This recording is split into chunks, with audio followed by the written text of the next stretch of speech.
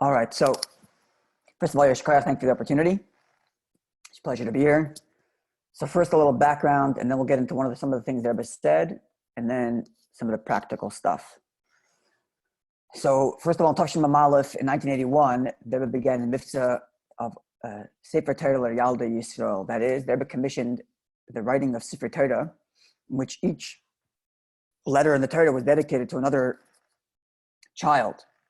Now, that Miftzah, that campaign, is related to the campaign that we're going to talk about, but not mamish, the same thing.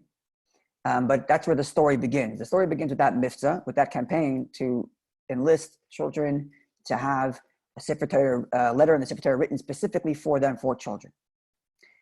The rules around, the rules that were set up for this Miftzah for Sefer Torah for children are different than the Sefer Torah we're going to begin with. But on Erev Rosh Hashanah that year, so it's Chavtes El Tavshin Mamalef, 1981, and then it's Erev Rosh Hashanah Mem Beis. The Rebbe said that people came to him with a taina. And the taina is, why are we being left out? Why are we the adults being left out? The Rebbe is campaigning and making a whole shtorim to write Sefer Torah for children. And I think there was 1, 2, maybe 3 or more Torahs written for children.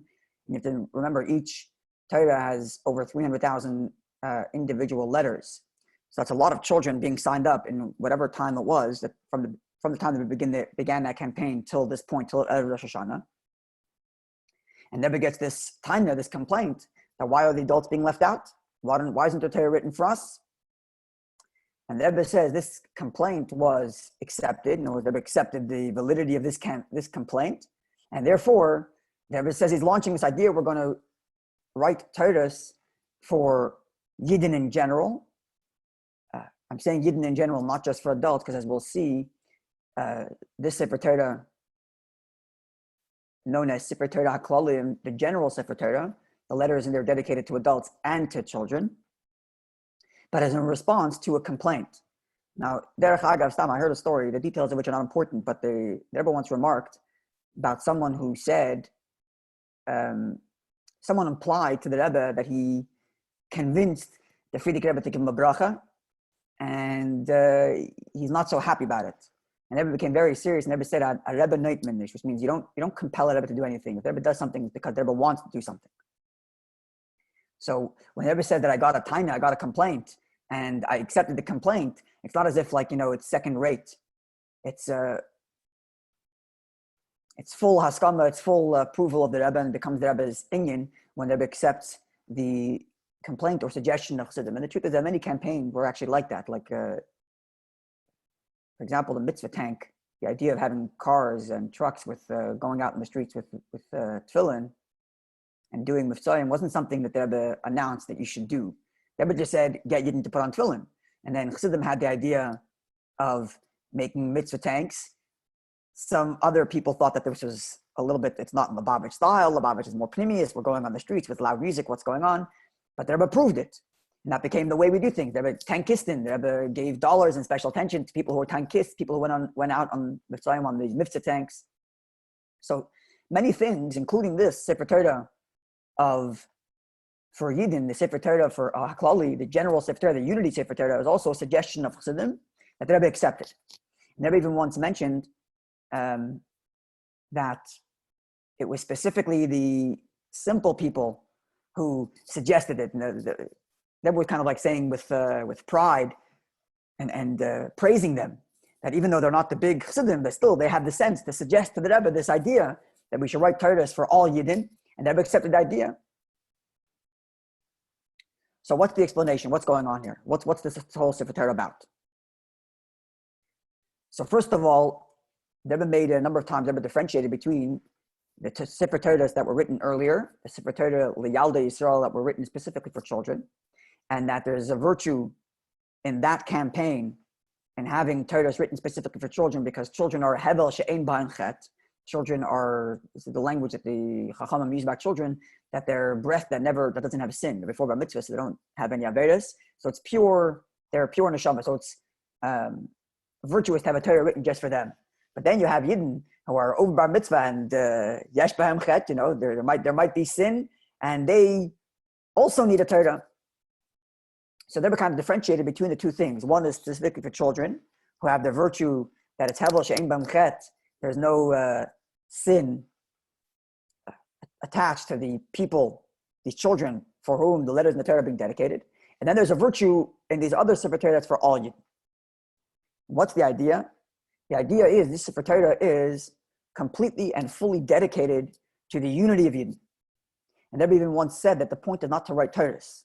That's not the point. There was one Fabrengen, I think, where like people started saying, okay, we're writing a Torah. And they said, you missed the point. The point is not just to write Sefer Torah. The point is that the Sefer Torah should be dedicated to the unity of Yidden. And how do you have a Torah dedicated to the unity of Yidden? And this is where the practical thing comes in. What makes these Torahs different than any other Torah is that this Torah, every single letter in the Torah is dedicated to another Yid, therefore maximizing the amount of Yidden to be included in this Torah. So when you have dedications for Torah, the community writes a Torah. So a lot of times you have one family donate the Torah, or sometimes if it's a full community, you'll have, they'll sell. You can dedicate one of the 5 chumashim for X amount of dollars, and you can dedicate one of the parshas for X dollars. You can dedicate a chapter for this, and then you have different levels of people dedicating different amounts of the Torah, and it doesn't embrace the maximum amount of Yidden. That's how usually Torahs are dedicated. But these Torahs are written specifically in which it maximizes the amount of dedication possible for Yidden, and that each individual letter is dedicated to another individual Yid. So when people wrote to the Rebbe that they're writing Sefer Torahs for the unity, the Rebbe said, like, okay, very nice, but you missed the point. The point is these unique Torahs in which each letter is dedicated to another Yid, and therefore there's no reason to start a second one before you finish the first one. So when you have 300,000 plus something Yidden who have letters dedicated to them, that means a full Torah is done. Now start a second one. Now start a third one. And I think at this point they're finishing the 8th Torah, going to the 9th Torah. And they've even once said that people that year, B'chlal, Tavshin Mem Beis, which Bashkacha Pratis, the Kfiyas of that year is exactly the same Kfiyas as this year. The days of the week and the days of the month match up this year. That whole year, especially the first half of the year, every Fabrengen, every occasion that was talking about Sefer Torah, getting Yidden to get a letter in the Sefer Torah, Ateres of Yisrael, unity of Yidden with Sefer Torah, constantly pushing it. And in that context, the Rebbe made a whole pilpul explaining the mitzvah of writing the Torah. There's a mitzvah, the last mitzvah in the Torah is Va'atam kisvu lachem es hashira azois. Hashem commands that we should write down the Torah. And it's a mitzvah that every Yid should write down the Torah. And the Rebbe gave a whole pilpul about how it could be done and how it was done. And the basic question that I asked then was, for generations, and the Rebbe talked about his own father also in that context, that I don't remember hearing from my father that the minute I become bar mitzvah, I should write a Torah, or I should have a letter written in the Torah for me to fulfill the mitzvah of writing a Sefer Torah. And the Rebbe made a whole pilpul of how you didn't fulfill that mitzvah and the whole thing. Now, because the Rebbe made that pilpul, there were people who thought that these Sefer Torah that they was writing, the unity Sefer Torahs, are theirs to help Yidden fulfill the mitzvah of writing a Torah by having a letter dedicated for them. And everybody said, no, that's not the point.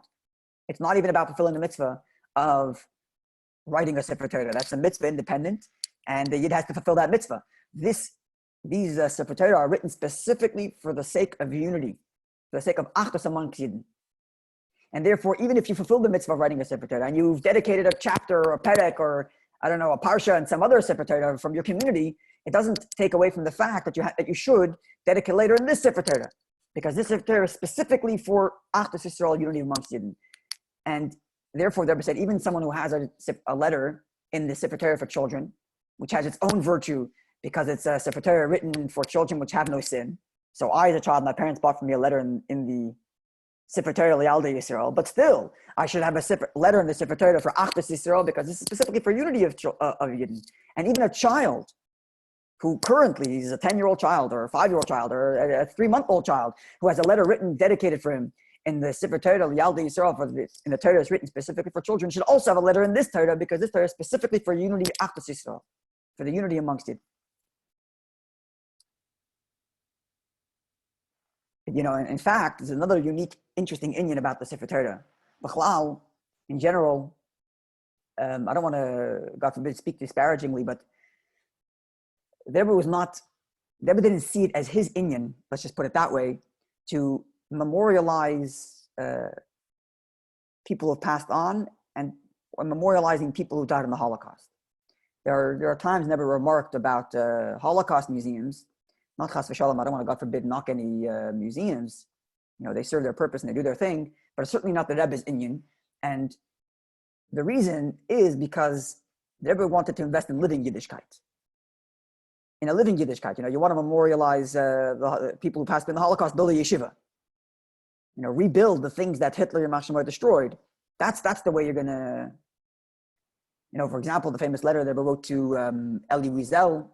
The Rebbe told him that the best revenge he can get on, he didn't want to get married because he was too depressed after the Holocaust. He lost his earlier family. And Rebbe told him the biggest revenge you can take on, he came from a Vishnitzer background. Rebbe told him the biggest revenge you can take on Hitler is if you become more of a Vishnitzer and you get married and have more Vishnitzer children. Rebbe was into building living Yiddishkeit. So it's a rare idea that Rebbe would say that it's an appropriate thing to memorialize people and memorialize people who died in the Holocaust. And with respect to this, the Sefer Torah, La'achlis Yisrael, this Sefer Torah written for the unity of Yidden, Rebbe did say that. Rebbe even made that introduction saying, people talk about memorializing people who died in the Holocaust. And without getting into whether or not it's a good thing or when it's appropriate, it certainly is a good thing and an appropriate thing to memorialize those who passed away in the Holocaust by having a letter dedicated to them in the Unity Torah. So it's a very unique thing that the Rebbe was encouraging, memorializing Yidden who passed away in general, and specifically people who died in the Holocaust by dedicating a letter in the Torah to them.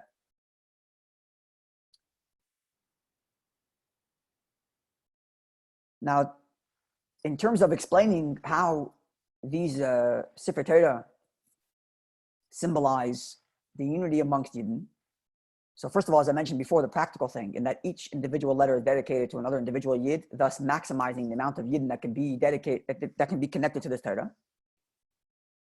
I could be missing some elements here, but I've identified three different elements of the Achdus Yisrael, the unity amongst Yidden achieved by the Sefer Torah.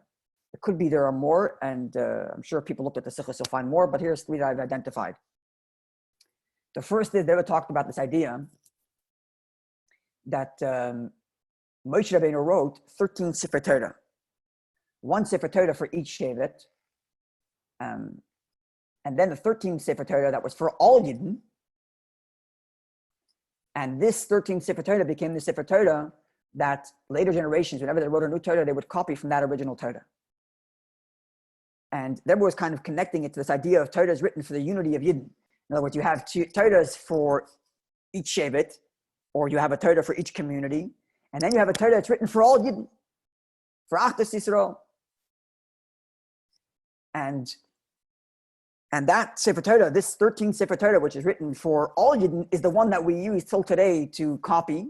All Torahs are muga, are copied from that original 13th Torah. Thus, the Torahs that we have today are not just for specific communities or specific shvatim, but for all Yidden. And therefore, you see there's this virtue of having Torahs for all Yidden.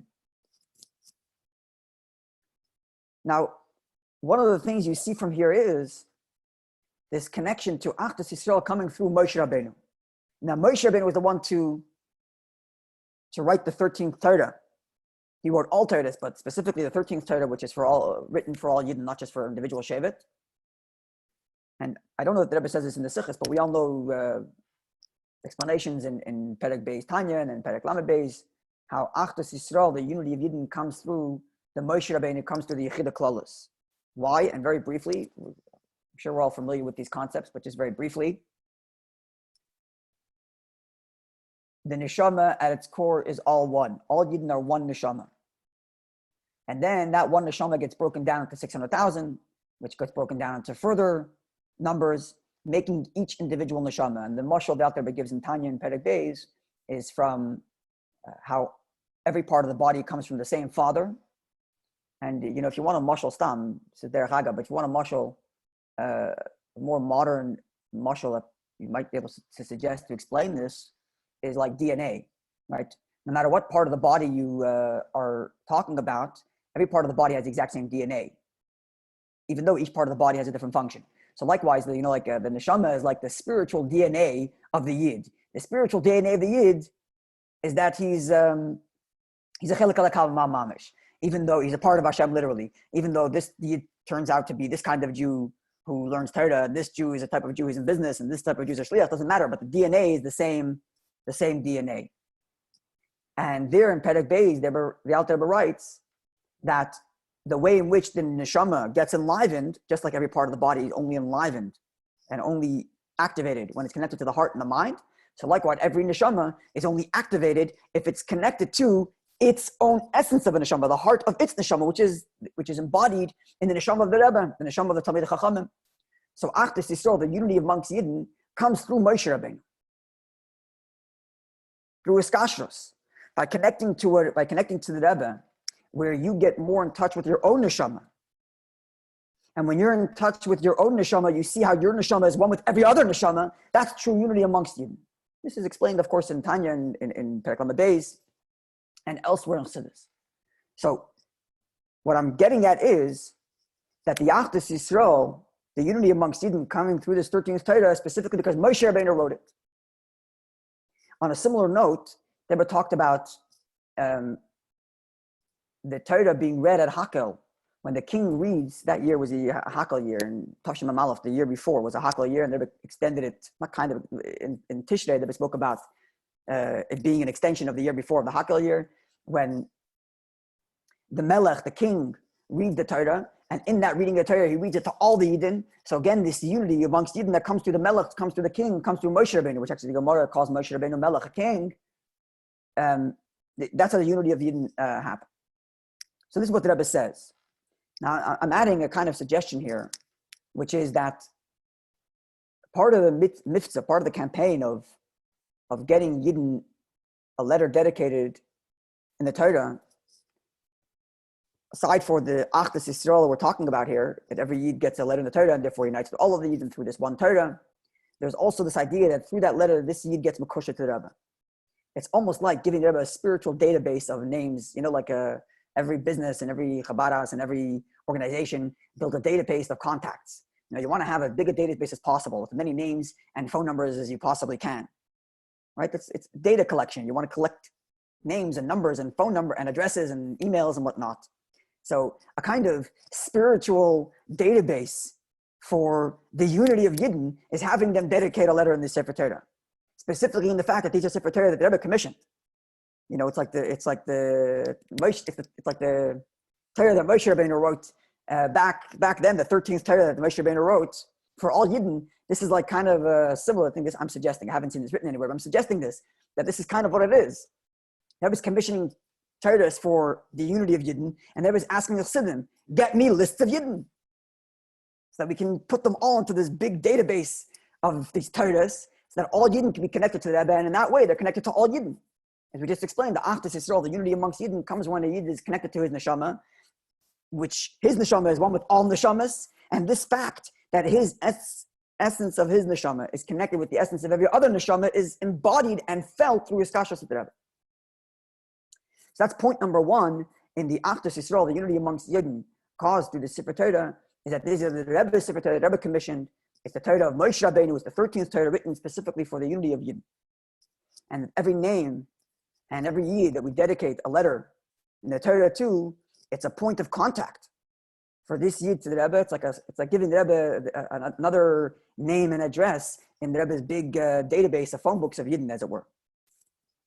That's the first thing, which connects to the second inyan, which is, we mentioned before that the neshama is one neshama, and the one neshama is broken down into 600,000, which are broken down into more and broken down into more into each individual Yid.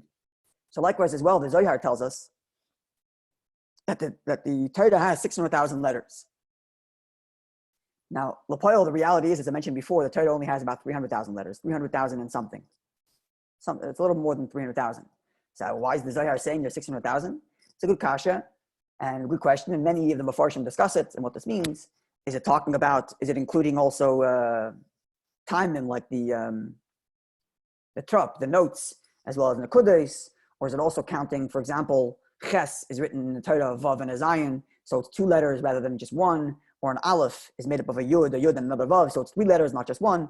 There's different ways of calculating how you get exactly to 600,000. But the point is, the Zohar says that there's 600,000 letters in the Torah, and the point is explained in the sefer called Megala Mukesh. He's the one who coined this idea that Yisrael, Yud, Shin, Resh, Aleph, Lamed is a Rosh Tevis for Yesh, Shishim, Riboy, Oisis, La Torah. There are 600,000 letters to the Torah because every single Yid has his letter in the Torah.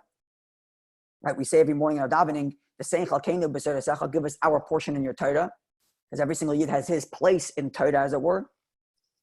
And therefore, every single Yid has to have a letter dedicated to him in the Torah, which he finds his place in the Torah in that way.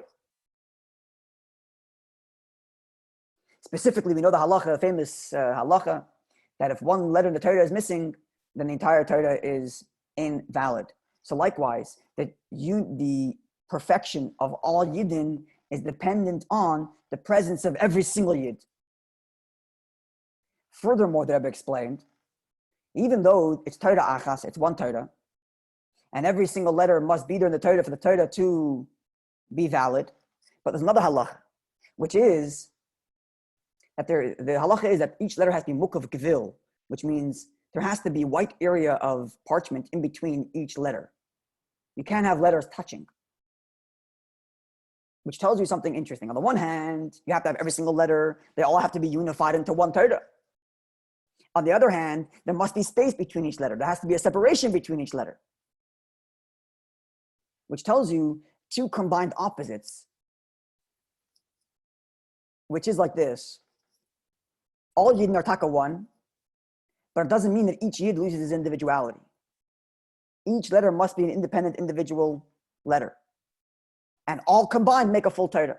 So each Yid has to be his individual Yid.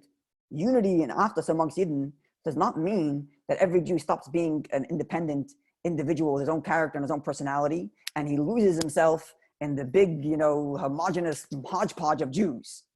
Each Yid has to retain his own personality. Every person has his own way of connecting to Hashem. Every Yid has his own way of connecting to other Jews. Every Yid has his own individual identity. And yet, like the letters that retain their each individual identity without touching any other letters, and yet all combined to become one. The Rebbe doesn't say this, but it's kind of connected to Sfiras Omer. You know the famous Sikha where the Rebbe explains how it's possible the students of Rabbi Kiva who taught love your fellow Jew as yourself is the Klal Gadol Torah, the principle of all Torah. So how is it possible? How is it possible they didn't respect each other? And the Rebbe explains there's love and there's respect. Love your fellow Jew could mean, like the case of the Talmidim of Rabbi Kiva and the mistake, they love every Yid, they love every one of their Yidden, and if they want all Yidden to be exactly like them in their perfect way, because they love them all and I want them all to be the same. That's a love that lacks respect. Covered. Respect the other person's position, respect the other person's identity, respect the other person's personality. He has a different way of thinking, he has a different way of feeling, he has a different way of operating. And that's expressed in the Achdus and the unity in the Torah, in that each individual letter needs to be there, and yet each individual letter has to be separate from the other letter. Each individual Yid must be counted in this Achdus, in this unity amongst Yidden, and yet each individual Yid must retain his own individual identity. So those are the points with respect to the unity amongst Yidden. Number one, the unity that comes because this is the Moshe Rabbeinu's Torah. Moshe Rabbeinu, the king, the Melech, who reads the Torah at Hakel, he brings the true unity amongst Jews. Number two, each Yid has his letter in the Torah, in that Yidden must come together and know if one Jew is missing, then all Yidden are incomplete. In the same way, if one letter is missing, the entire Torah is incomplete, is invalid. And number three, notwithstanding the fact that all Yidden come together, in the same way that each letter must be independent from the other letters, likewise, each Yid is independent from another Yid and has his own unique identity, his own unique personality, even though he is one with every other Yid. In this love and respect kind of relationship. And then I conclude with the following. And this is a very big thing. I urge you to, you can check out the Living Torah, where Rabbi Minkowitz from Montreal is interviewed, where he describes the whole story behind this. And I'm for sure missing some details, but the bottom line is like this. At one point, Montreal sent in a report to the Rebbe about how many Yidden they got in Montreal to sign up for the letter in the Sefer Torah. And they thought it was a big number. And the Rebbe basically said, like, this is not big numbers. This is not what we're talking about. I don't know if this is when it happened, but there's a Farbrengen, Parshas Lech Lecha, in Membeis that year, where the Rebbe said he's making a special Farbrengen, even though this is not the Seder to make a Farbrengen now. He's breaking the structure to make a special Farbrengen. And in the Farbrengen, the Rebbe, I don't want to say the Rebbe gave Musar, but quite close to it. The Rebbe spoke very, very harshly about how come you guys are not storming.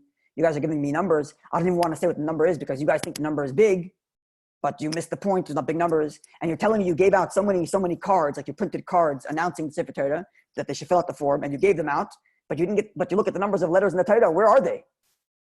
The Rebbe spoke very, very harshly. The Rebbe also talked about the fact that some of the organizers were competing for who's going to be in charge of the organization. And the Rebbe was like, there's 15 million Yidden in the world. There's enough Yidden to recruit for all of them to be busy all day long recruiting Yidden. Very, very strong and powerful Fabrengen. So I don't know if this is then when the Rebbe basically said that the numbers you have is not so great. Anyway, in Montreal, they really mobilized, and they drove around in Kotzim Loop knocking on doors, and they had routes for people in Lubavitch to go around the whole city, and they got something close to like 100,000 names, some major amount of names, and to the point that they even allowed, with their permission, the Siyum Sefer Torah of one of these Sefer Torah that were written then was in Montreal at Mesivta. There's video of it. There's a whole story behind that. They gave a bracha for that it shouldn't rain. Ganze Maisa. What I'm telling you is like this. When Rabbi Minkiewicz from Montreal sent in to the Rebbe the next report with the bigger numbers, he suggested to the Rebbe that maybe this campaign of Sefer Torah Klali, getting people to sign up to get a letter in the Sefer Torah written specifically for the unity of Yidden, the unity Torahs, maybe it's connected to a pasuk in Daniel. The pasuk in Daniel, it's a Perek Yud pasuk Aleph. There in Daniel, the pasuk says that there's Bechol, the great Malach, is standing there and guarding, and there's going to be a time when there's stress like people have never experienced since the day the Yidden have become a nation, and all those who are written in the Sefer Yemolet will be spared. All those written in the Sefer will be spared. And Rabbi Minkiewicz suggested to the Rebbe that maybe when the pasuk says all those written in the Sefer will be spared, it means people who have a letter in the Unity Torahs. Came the next Farbrengen, Shabbos Parshas Miketz, and the third Sikha began like this. I just found out about something. I just got a letter for which I should have made a whole Farbrengen. But for whatever reason that said there, it's going to come now in the middle of this Farbrengen. But it's such a special inyan that I have to share it with everybody. And Rebbe said then that the person who sent me this letter is not someone who usually sends me stam random stuff. And it's such a beautiful thing that this is the Rebbe's quote. I can't take responsibility not to share it with everybody. And Rebbe went on and said, Rebbe quoted the pasuk in Daniel, which said that all those written in the Sefer will be spared, all those written in the book will be spared. And Rebbe said that the Mefarshim on the pasuk in Daniel, they struggle trying to understand what's this book. What's the book? What book is being written? What are we talking about? And the Mefarshim say it's talking about the Sefer of Tzaddikim, like, in Rosh Hashanah you have the book of Tzaddikim and the book of the Rishoyim. So it's talking about the book of Tzaddikim. And Rebbe basically said that the simple pshat, when it says all those written in the Sefer, means Hashem Sefer. What's Hashem Sefer? Hashem Sefer is the Torah. So this Yid's pshat, Rabbi Minkiewicz, that's the simple pshat. And this is indeed the right pshat in the pasuk. And from then forward, every time they were talking about this campaign of getting Yidden to write a letter in the Sefer Torah, they were quoted this Sefer, quoted this pasuk in Daniel, that all those written in the book, all those written, kol nimtza kos of the Sefer, all those found to be written in the book, will be spared and get Nebish's brachas. The Rebbe said then that Farbrengen indicates that there are some prophecies that the Rambam writes, when they come, you don't know how it's going to happen. Is it going to be literal, or is it only a mashal? Some things we know are literal, but when it comes to the psukim in Daniel, they would basically suggest it's going to be literal, and therefore this pasuk should be taken literally. And literally it means that there's going to be a time of stress for like there never was before, and all those written in the Sefer will be spared. Now, because they're bekotzach and because they're pushed very strongly with this pasuk, that's really the reason why we brought this campaign to Montreal now, specifically during this time. I mean, there's many reasons why we brought one of the reasons is, as a shliach, you're always looking for a call to action. You're meeting a yid, you're talking to a yid, you need a call to action. So the go-to call to action when you need another yid is tefillin. Or bring them to a shir, right? But now when you're stuck at home, and people are stuck at home, a lot of them, if you usually do, you can't really do them. So, and it's not like I'm not talking to you, I'm talking to you all the time. Calling people, how you doing, texting people. So, we need to have a call to action. What's the call to action I'm going to give? And along with that, the fact that there's this bracha and this nevuah, that there's going to be a stressful time like there never was before, and all those written in the Sefer will be spared. And to add to that, when everybody's stuck at home alone, the idea of Ateres Yisrael, the idea of Yidden coming together is even more important. So it only makes sense that this mitzvah is appropriate for the time we are living in now. And that's essentially why we decided to bring it to Montreal in a big oifen. And practically speaking, I mean, I don't know if you're in touch with the people you go to on Fridays, but I don't see why it's such a simple mitzvah. It's such a simple thing.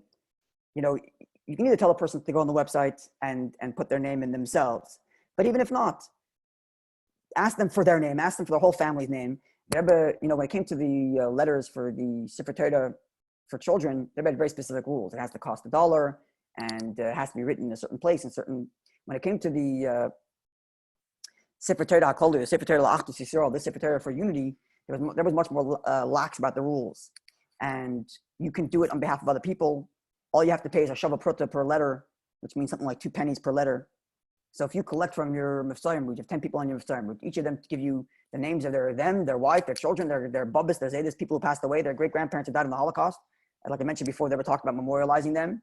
So you collect 20 names from a family, and for the whole thing, you pay $1. And you can do it for them if you feel uncomfortable asking them to pay money. Because it's mamash not about the money. It's like they can put $1 for the whole transaction. It doesn't make a difference. The point is, Pasha, to collect as many names of as many Yidden as possible, and to enlist them in the Rebbe's Sefer Torah of Unity.